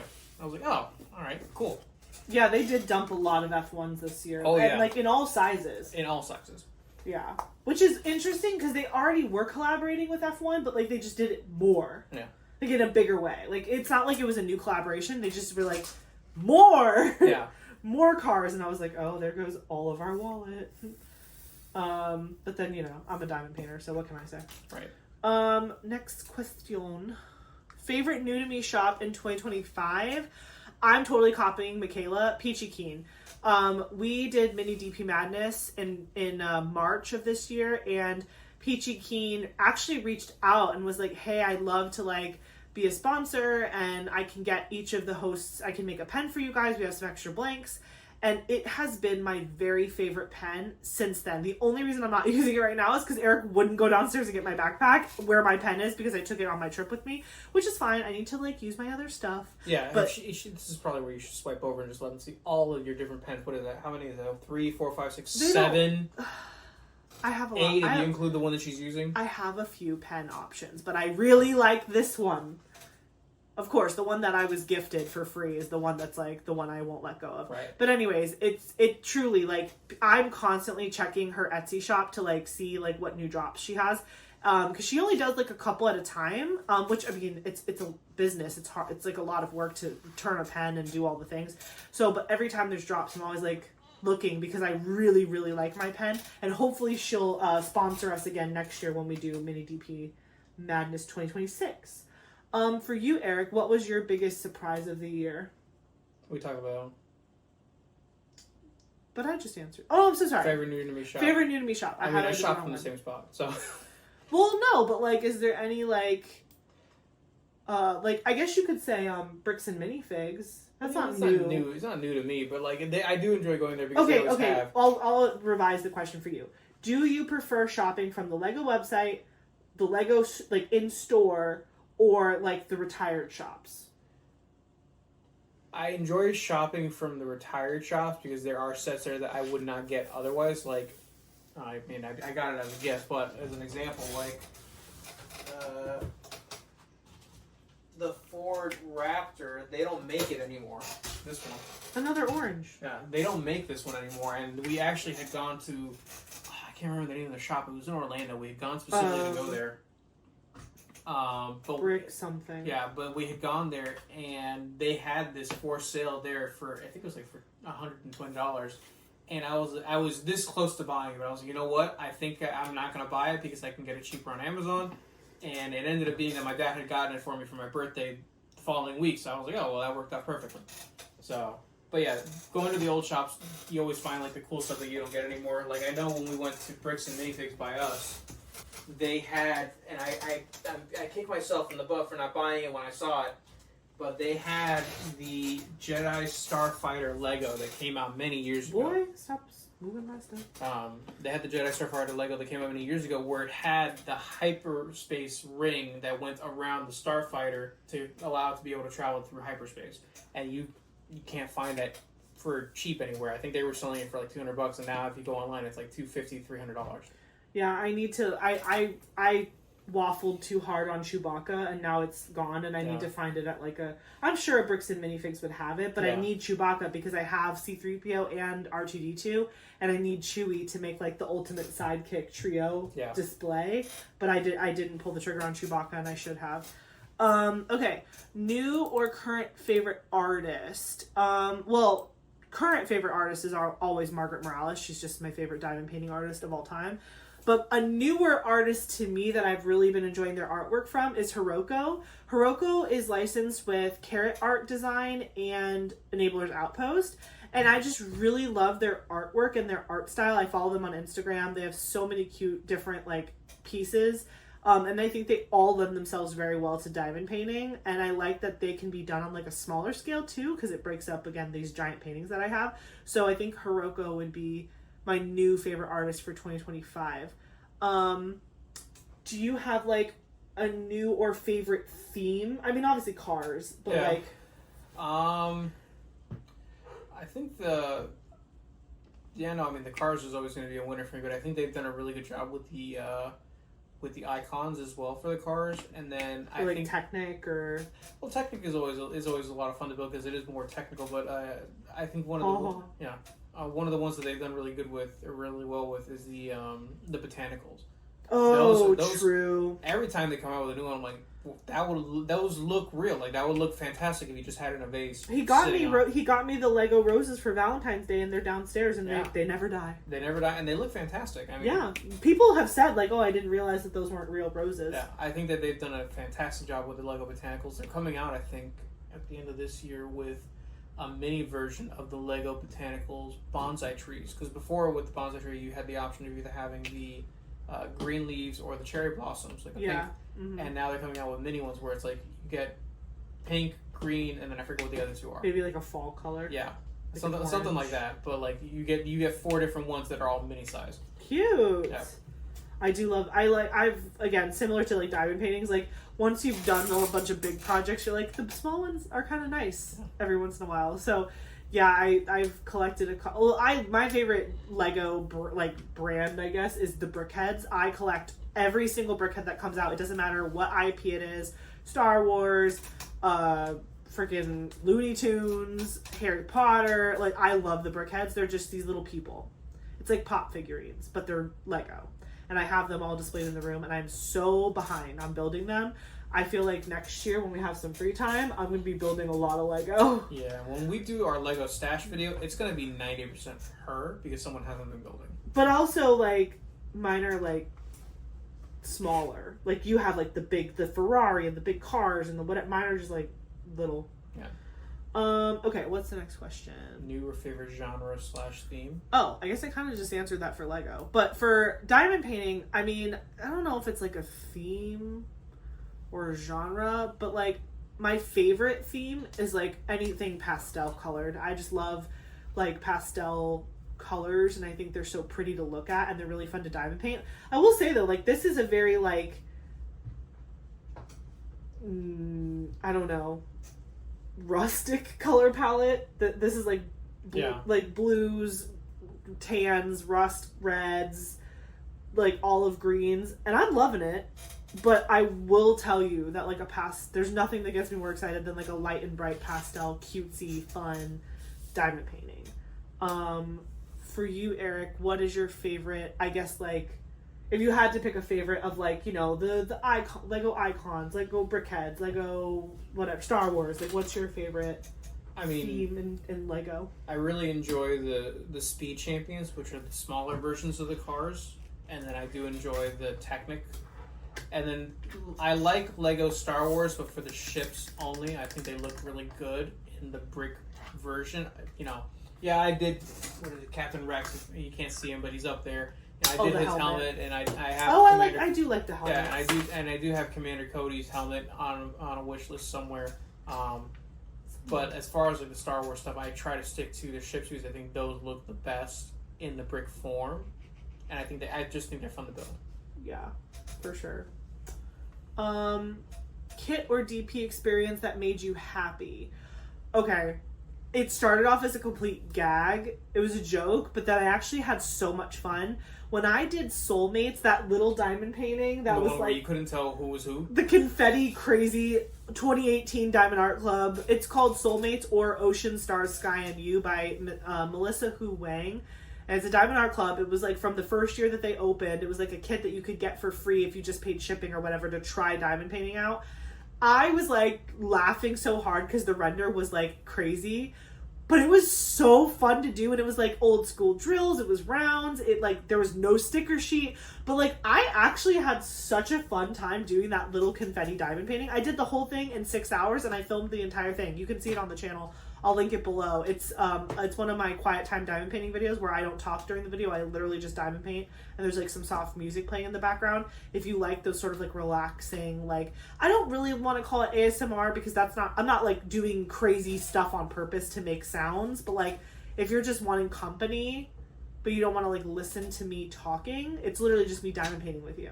And it's a top down view, so you actually can see me placing the drills and stuff, which I know some people prefer that in whip and chat form, so I just have that in a different format. So anyway, that was my experience that made me super happy this year so far. What about you? I mean, building the Venator was fantastic. Yeah. That was, it was a lot of fun. It was a lot of like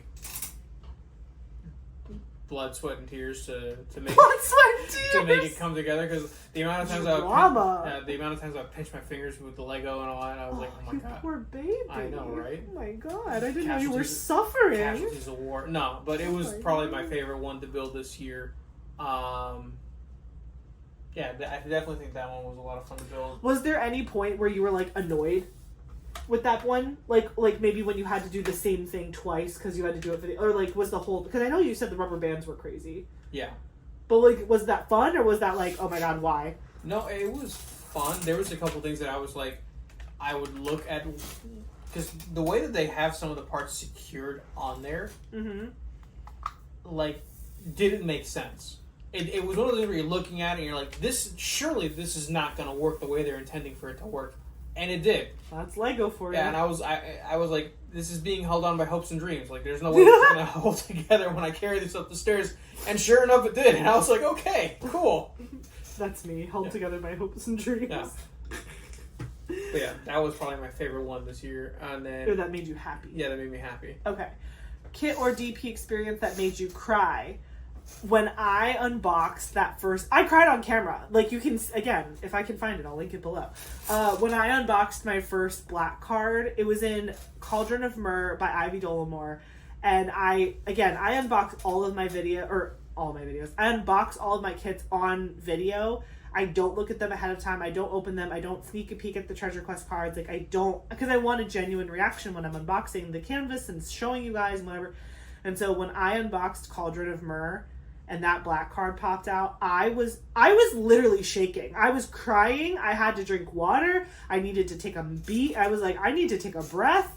I was like shaking, quaking. It was insane. So yeah, I literally cried when I got my first black card. And then I proceeded to get 2 more and I'm stunned to death. Anyway, did you ever cry? No. Okay. Yeah. I was like, I don't think a Lego's ever made you cry. No, not really, no. Most anticipated kit for the second half of 2025. So, obviously I don't know, like, what the future holds as far as, like, what's coming out, you know, up to 6 months from now. But, like, I'm super, super excited, highly anticipated for me to work on is my Indigenous collection. I have 2 diamond paintings from Indigenous collection. I purposefully haven't unboxed them on the channel yet because I want to unbox them when we get closer to like our trip to Alaska. But there's this one of the 2 that I have is this beautiful diamond painting of the Aurora Borealis, and then there's this like brown bear there or black bear, whatever, and it's a beautiful painting, and I'm so excited to work on it. And unbox it and like do it on the cruise. I'm just so excited. Like I'm just very much anticipating that. So Eric, yeah. I was like, what is Eric doing? He just walks away. Get it. This is Eric's most anticipated Lego that he wants to do this year. Go on. For the second half of the year, this Land Rover Defender. They stopped making this 2 years ago. They can't even see you. Well, because I'm shut that so they don't hear the loud outside noises. Well, it's the air conditioner. I know. Yeah, this is probably my most anticipated kit. Careful, darling. Don't get aggressive. See me. For the second half of the year, they don't make this anymore, and the bricks and minifigs that they don't make this no more. Yeah, the bricks and minifigs that we go to, they had it built. They didn't have any in the box unbuilt, and I was like, that defeats the purpose of me buying it built. I want to build it. So we went ahead and we found it. They actually had it on some retailer on Amazon had it on sale for like 30% off, and I was like. And it was like one of those sketchy things where it's like, I pray to God this thing shows up. Yeah, and it did. And it did. So, here we are. But yeah, this is my anticipated kit for the second half of 2025. Alright. Is that all the questions? No, there's one more. Oh, bonus question! Goals check-in for 2025 so far. So, I am not someone... And again, you can go back to my year in review from 2024. I had only diamond painted like August through December of last year. But when I did my year in review video, I'm not a big goal setter when it comes to like hobbies because I don't want it to feel like a job, which is hilarious because I'm YouTubing now. But like I really never want it to feel like pressured and that's honestly why I love like you guys picking my kits. Like my channel members pick almost every kit that I work on. Sometimes I'll pick one for myself, but for the most part, like I like it that when other people pick and I just give like a direction because it just feels fun and less like stressful. Like I have to pick the perfect kit for this month or for this event or for this whatever. Like it's just nice to just diamond paint. You know what I mean? And so I didn't want to give myself any sort of big goals for 2025. Like I want to complete this many kits or I want to work on these like 30 kits this year. Like because I just didn't want to put that pressure on myself. And again, I was so new to the craft and I didn't even know what I was doing yet. I was like, I don't really want to put super big goals on myself. The only kind of goal I guess I had for myself internally, like something that I said that it would be cool if I could do this, I was really wanting to complete more diamond paintings than I had the year before. So in 2024, I believe I completed 8 canvases, and I have my spreadsheet here to tell you how many I've done so far. Done a lot. Yeah, I've done double digits for sure. And again, different sizes. They're not all huge. 13. So I did 8 last year from August to December, and I've already done 13 in 2025, and I'm planning to finish obviously much more than that in the last 6 months that we have in the year. So yeah, that's kind of like a bonus or like a goal check-in. Again, my only goal that I don't even know if I shared it on the channel, but my goal was to finish more diamond paintings than I did last year, and I did achieve that so far. So any Lego goals or any like things that you like, I really would like to do this? I mean, we kind of did it with the Venator. Like, that was the goal for me for this year, was to get it and then have it be built. I am surprised that you finished it. Like, I always thought you were going to get it this year. I just didn't think you were going to finish it when, like, in the same year you got it. But it worked out because we had the free weekend. Right, yeah. Like, that was the goal for me, was to get it and then get it done within the year. I think now my goal is probably, depending on when I do the Defender, and depending on what happens with the house and all that, because we have plans on moving stuff around. And maybe setting up like display shelves downstairs in the living room. Maybe doing one of my bigger, fancier ones, like the like Ferrari or the Lamborghini. But that's a tentative one for now. The one that I've done and reached is the Venator. Yeah, that was a good goal, and you did it. Like I said, I knew that you were going to get it this year because we had talked about it. Like we had kind of financially planned for it because it was expensive. But, like, I just didn't think, like, it's, in diamond painting, some people have these things called rainy day stashes, where it's like they buy a canvas and they don't work on it like for a really long time because it's just like for a special occasion they want to work on it. And so I always thought the Venator for you was going to be like a rainy day situation, which is funny because I think it did rain. It did rain the whole weekend. Yeah, so it kind of was a rainy day kit for him. But I always thought that would be one that was like once I finish all of my other ones, I'll work. Like it was like, you know, a culmination of like I finally worked out my stash. And that's more of the big fancy cars, I think. The bigger, fancier ones. Your rainy day. Yeah, I'm holding out for those. One, because I want to, you want to know where they're being displayed. I want to know where they're being displayed. Yeah, but two, those are like the ones that I want to work on, like as like my big project for like a year or something, because they're massive. It's big. They're almost. I don't want to say they're the size of the Venator lengthwise, but they're damn close. Yeah, they're big for sure. Yeah. And yeah, that'd be cool if like you collected enough of the super fancy ones that like you just were only working on those for a long period of time. You have 3, right? I have 2. Oh, 2. And I want to get a third. Which is the P1. The McLaren. The McLaren P1, yeah. Okay. Awesome. Well, that was the DP tag. Thank you so much, Michaela, for tagging me. I know you didn't know you were doing it, but you tagged Eric too. Hello. So I will... This is the thing, though, is I don't even know who was tagged in the other ones that have been done, and I know a lot of my friends have already done it. So I guess I'll just throw it out there. If you have a channel and you would like to do this tag, put it in the comments below that you're going to do it. And whenever you do the DP tag, tag me in your video so that I can be notified when you post, and I will go watch it and comment. And yeah, I think this tag is really fun. I think it's totally fun to steal, or not steal, but like, you know, get ideas from like other people and other crafts and what they're doing for their like videos and stuff, and be like, I'm gonna do that but make it diamond painting, or I'm gonna do that and make it Lego. You can do whatever you want. It's fine. Wow. What is it? Who's one? The Diet Cook and what? Diet Cook and Diamonds? Yeah, Natalie. Did she get tagged? I don't know. Natalie, if you didn't get tagged, Eric tagged you. There you go. And if you end up doing it, tag her. Tag me again? No, saying that you tag you in the video so you can... Oh, yeah, Natalie will tag you. They understand. They do. I clearly don't. It's question of the day time. As per usual, at this time in the video.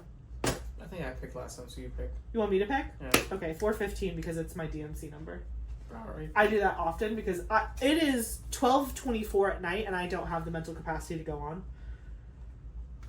4:15. It's a school night and I'm still awake and I shouldn't be. The scary part is actually I'm probably gonna go lay down and probably watch TV for a little bit. I'm still hungry. You had fancy dinner. Well, not fancy dinner, but like better dinner. Had fancy dinner. Better dinner than me. I know. Granted, I'll have yogurt. I can have a yogurt. Granted, my dinner was like my comfort food. So. Oh my gosh, whatever he made for dinner smelled so bad I couldn't be in this room. He brought it. First of all, what did you even make? I make it all the time. It's my comfort food. It's my little bowl of rice with fried eggs and then the chili oil on top. Literally, I don't know what it was, but I walked into this room and all I smelled was like hot egg, and I was like, oh. So I like ran. It's a Cuban thing. It's but like it's like rice and a fried egg and toast, whatever. Like that doesn't sound bad, but like when I smelled it, I was like, I must be elsewhere. Okay, 4:15. Would you ever become a missionary? Like travel to different places and try to convert them to a religion missionary? Would you ever become a missionary? Would you ever go out? I mean, yeah, missionaries at their core, I think, are like spreading their gospel to other people who they feel might not have been exposed to their religion. But mission work is like people, like there are missionaries who go like Peace Corps or like, you know. I guess. I don't know. I guess it depends on how we're going to interpret the word missionary. You do whatever you want, boo boo. Yeah, I mean, if it's doing... Let's put it this way. He's probably not going to be like, you know. Yeah, no. If it's... a religious missionary. No, not at all. If it's to do like, you know, mission work to go help people build houses in like Africa or something like that. Yeah, like what your aunt did. That was a mission trip. Where the hell did she go? I forget. Dominican Republic? Yes. Yeah. Didn't she recently? She was just there. She was there when we were at the beach house. Was it the Dominican Republic again, though? I think so. I don't remember where they went. I don't know. It might have been Mexico. I think you're right. His aunt, she is like a surgical tech, and so her like group, her like doctor's group or whatever, they go like once Every a year, yeah. and they do a missions trip in the DR, and they fix cleft palates on children. Yeah. I feel like that's a missionary. I mean, I know what it means. In the sense of the word, in the sense of it being that way, yeah, I do that. When I grew up like going to like a Southern Baptist Christian school, so I've been exposed to many a missionary in my life. But when I was in high school when Katrina happened and it hit New Orleans and devastated, broke the levees, the whole thing.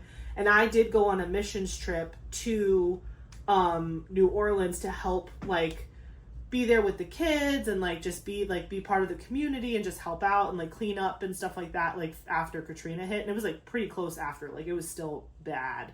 And that was really fun, and it was nice to like be with the community and just try to raise their spirits. And again, the kids were so cute and sweet, and it was just like so many people got displaced from their homes and stuff. And like usually it is church groups that are like doing stuff like that, or some sort of religious organization like that are funding people to go and do stuff like that. So like, yeah, I think I could do that. I wouldn't force anything on anybody. And that was kind of what my missions trip was. Like we were there with a church, but like we weren't like shoving Bibles down kids' throats. Like we were just like, yeah. I mean, I would go helping, but also we were a church. Yeah, I would go to like help build houses, you know, farming, whatever it is. If there's like disaster struck and they need help, whatever. Yeah, I would do that. But like the whole going to like knocking on doors. Yeah, that annoys the hell out of me because I get that at the courthouse. So I walk in and I have the crazy Bible thumpers there with the megaphones and all that screaming at the top of their lungs. Like that's a different breed. Yeah, I don't. But need see, it, like yeah. they would call themselves probably like missionaries too. Right. Yeah. Yeah. So that's why I'm like, yeah, no. Yeah. I think we can openly interpret that as like, yeah, people doing good unto the world. Yeah. I would do that. Yeah. Let us know in the comments. Would you ever be a missionary in whatever sense of the word that you would be? Are you a missionary? Because some of you might be. Are you a missionary? Where have you gone? Have you gone to cool places as a missionary? Or have you done like what I was talking about where I like went on a missions trip with a church? Have you ever done one of those? Let us know. Let us know in the comments. So that is all we have for you today or tonight. Again, it is officially Tuesday. It is 12:29 p.m. Eastern on Tuesday. We are so tired. Yeah. I am so hungry. He is not going to go to bed, but we are going to wrap up this video. So thank you so much for watching. Again, answer all of our crazy questions below. If you have a YouTube channel, please feel free to use that tag. Natalie, you've been called out specifically by Eric, so please, if you haven't done it, please do it and tag us. Natalie would never met, but go ahead and do it, please. Yeah. Yeah, and let me know below if you like this video, if you have any thoughts or questions about anything we chatted about. Don't forget to like, comment, and subscribe, and we will catch you in the next one. Bye! Bye, y'all.